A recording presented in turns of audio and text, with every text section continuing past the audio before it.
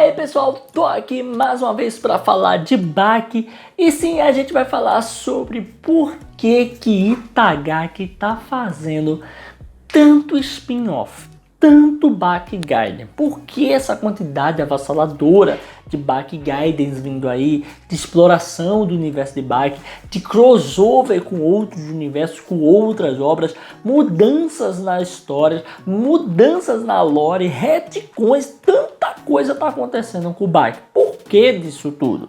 Antes de comentar sobre tudo, antes de falar sobre isso aí, lembro a você que aqui tem bastante conteúdo de Baki, chance da nova temporada, impressões, narrações de Baki, já narrei praticamente tudo quanto é coisa sobre Baki. Sem falar também que tem muita curiosidade de Baki, tá? Mas um ponto importante que agora eu tô começando a me focar em Batuque. Provavelmente amanhã já vai ter mais um capítulo para vocês sendo lançado. E se você gosta de Batuque, quer ver uma porradaria no estilo brasileiro, focado em capoeira, vou deixar o card aqui com toda a playlist dele, tá? Já tem 2 capítulos narrados, provavelmente amanhã já vai sair o 3º capítulo. Então, se você quer ajudar, se você quer ver se é bom, se presta, entra lá nos vídeos, vai assistindo, que garanto que você vai curtir, vai ser bem legal. Então, deixa de resenha, deixa eu lá e vamos ao que interessa. Como vocês bem sabem, eu tava falando aqui sobre justamente o porquê, né? Por que Itagaki tá fazendo isso? Os spin-offs de Itagaki eles já existem há muito tempo, tá? O Baki vem sendo explorado há muito tempo. Tivemos Kizuzura, que é um spin-off que tem umas décadas atrás, que mostra os 15 anos de Hanayama, só hoje foi ser explorado de verdade.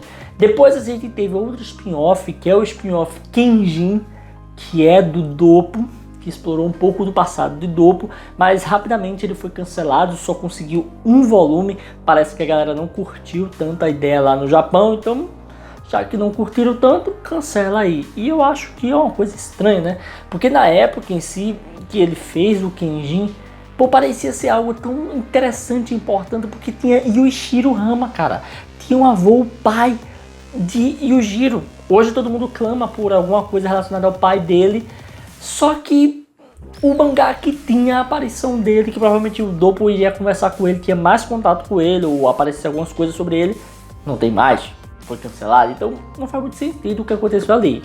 Mas o fato é que também tivemos Baki Gaiden Scarface, que seria uma continuação aí do que aconteceu com o próprio Hanayama, algumas partes envolvendo o passado dele, e depois umas partes do que rolou com ele após a treta lá com os prisioneiros, né? Porque a gente vê muito que tem umas partes ali entre New Grappler Baki e Baki Hama, que tem muitos momentos que o Hanayama ele simplesmente some, né? E aí a gente tá vendo essas partes sendo exploradas em Scarface.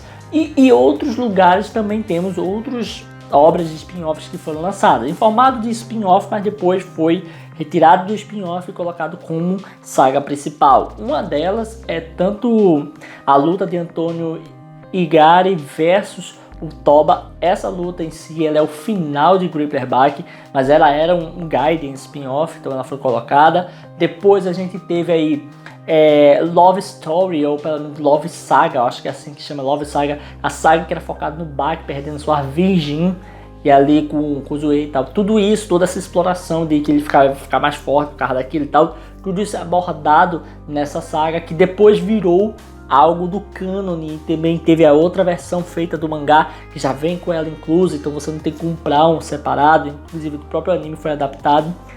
Também outro mangá Gaiden, né, que foi criado para ser uma coisa paralela e depois virou principal, foi o próprio Baki Gaiden Pickle, que por sinal, o interessante de tudo aqui é que ele era também chamado de 10,5, Baki Hama volume 10,5. Eu não sei qual foi a ideia do Itagaki de fazer um volume único para o Pickle, sendo que ele faz parte da história, então tipo, eu nunca entendi muito bem qual era a pegada aí. Mas assim foi feito. Depois de todos esses mangás que eu falei, de tudo que eu contei aqui, também tiveram outras coisas que apareceram. Teve o Domoi, né, que era um mangá de zoeira e tal. Mas por aí ficou. Esses foram os mangás que foram criados e foram sempre sendo encaixados dentro da lore de Baki. E depois, com o tempo, o que aconteceu é que simplesmente Itagaki ele começou a trabalhar e dar um foco total no Baki e no pai em Baki Hama. Quando termina Baki Hanma, que ali chegou o final dessa saga, a gente sabe muito bem que passou um tempo, acho que foi 1 a 2 anos, por aí, que passou-se sem Baki. Simplesmente o cara entrou em hiato, ninguém sabia se ia ter continuação, ficou tudo parado. E o que aconteceu é que viria Bakidou, né, o de Musashi. Mas para isso acontecer, depois desse tempo todo e tal, tiveram algumas coisas que foram acontecendo, como por exemplo o lançamento dos capítulos especiais chamado Revenge Tokyo. É bem parecido com o que aconteceu com o Pico, com o que aconteceu com a Love Saga, né? Eram coisas que estavam ali preparando o terreno para algo de uma saga principal. Mas de alguma forma isso foi feito de forma apressada, inclusive até para colocar no anime. Porque foi em 2018 que foi criado esse Revenge Tokyo. E lembrando que Baki, o Dou, o de Musashi, é de 2014. Então, ele teve toda uma saga sendo construída de Musashi. E no final dessa saga se criou o Revenge Tokyo. Até mesmo comemoração com o anime. Ele fez tudo esse trabalho e a gente não sabe para onde vai. Mas o mais importante, sobretudo, é que nesse período o Itagaki começou a ter um declínio com relação ao que contar sobre Baki. O Baki já tinha chegado no seu objetivo de enfrentar o seu pai, já tinha perdoado seu pai, parecia que eles eram inimigos, porém eles não se viam mais como inimigos, né? Ele não via rixa, o Baki não procurava seu pai, não treinava para bater de frente com seu pai e ficou naquela coisa, né? Os dois mais poderosos, então tá todo mundo bem, tá tudo tranquilo, vamos ficando aqui. E quando chega Bakidou 2, a primeira coisa que acontece de estranho aí é a criação de uma light novel. Isso nunca tinha acontecido com o Baki. E entraram em contato para Baku Yumemakura, que é o criador de Garouden, que já tinha trabalhado com Itagaki, é grande amigo de Itagaki, ajudou muito ele na criação do universo de Baki, para que ele trabalhasse em um spin-off focado no universo de Baki. Nesse spin-off, o Baku Yumemakura teve a ideia de expandir o universo de Baki de uma forma muito mais abrangente. A primeira ideia dele foi criar um mundo onde um único personagem extremamente poderoso, que seria o Momon Katsuragi, tivesse prendido os 5 prisioneiros. Então Doyle, Sikorsky, Yanagi, Dorian, Speck, todo mundo teria levado pau para o Momon e assim teria sido a primeira vez que eles foram presos. Só que aí Baku voltou atrás e disse, não vou fazer algo tão em grande escala assim, vai ficar tedioso, as pessoas podem não gostar, e acabou focando só no Yanagi. Criação essa feita que ficou bem muito separada, né, do universo de Baki, porque era só livro, era um híbrido, era uma light novel com mangá, mas não tinha um apego que se tenha, né, o apelo do mangá, sim, com todas as imagens, com tudo acontecendo. Enquanto essa light novel rolava, os anos vão passando e essa parada de criar Gaiden realmente chegou num nível muito mais alto do que se imaginava. Porque em 2019, ali perto de Yuenchi, foi lançado mais um pouco de Scarface, dado um fim, no caso a saga do Grandmaster, né? E também a gente viu que o Itagaki começou a mudar um pouco de opinião. Porque parece que ele não tem ideia do que fazer. E como ele não tem ideia do que fazer com o Baki, ele começou a pensar, peraí, se deu certo com Yuenchi, se a galera gosta de Scarface, por que é que eu não faço de outros personagens?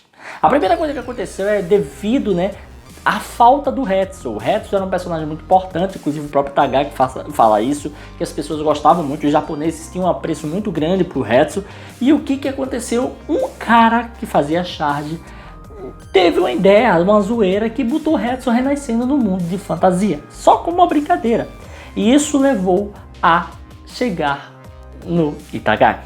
Itagaki gostou da ideia e fez com que esse cara virasse um mangaka, em vez de um cara que fazia charges.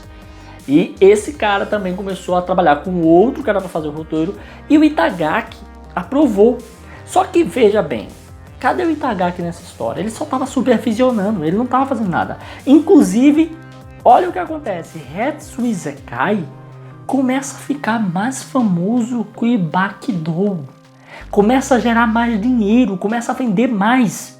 E aí é onde entra a parte da ganância e do orgulho, né? O próprio autor acabou vendo que ele criando, tentando arrastar a obra Bach para um lugar onde nem Bach tá mais em Bakidou, outros personagens, não tá dando certo.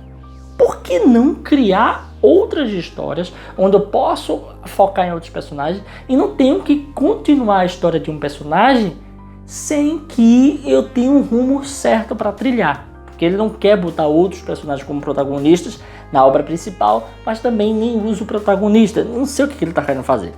E é aí que, por conta de Hetsu Isekai, que fez sucesso, algumas coisas começaram a acontecer. Primeiro, Yuenchi foi colocado para mangá, porque Yuenchi era uma obra muito boa em light novel e merecia um mangá. Só que o Hetsu deu tanto dinheiro que, se botar Yuenchi, será que vai vender bem?